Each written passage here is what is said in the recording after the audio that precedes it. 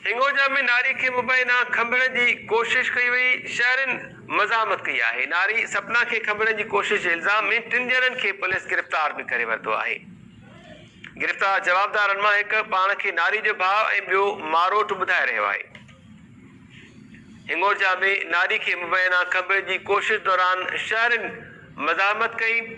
Police जो चवणु आहे त नारी सपना के खंभण जी कोशिश जे इल्ज़ाम में 3 ॼणनि खे गिरफ़्तार कयो आहे। गिरफ़्तार जवाबदारनि मां हिकु पाण खे नारी जो भाउ ऐं ॿियो मारोट ॿुधाए रहियो आहे।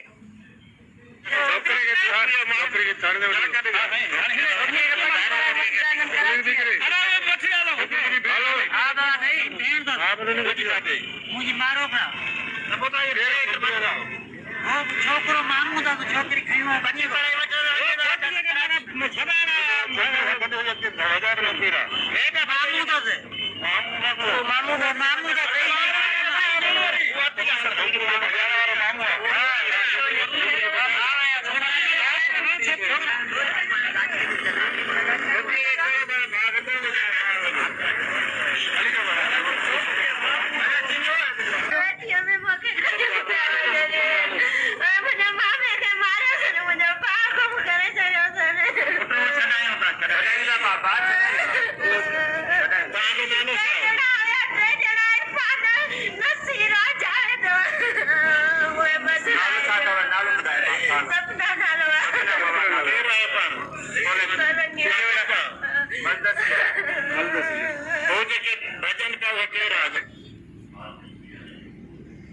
हिंगोजा में इन मामले जा वधीक तफ़सील मालूम कयो था। टाइम न्यूज़ जे रिपोर्टर अब्दुल जब्बार चांग खां।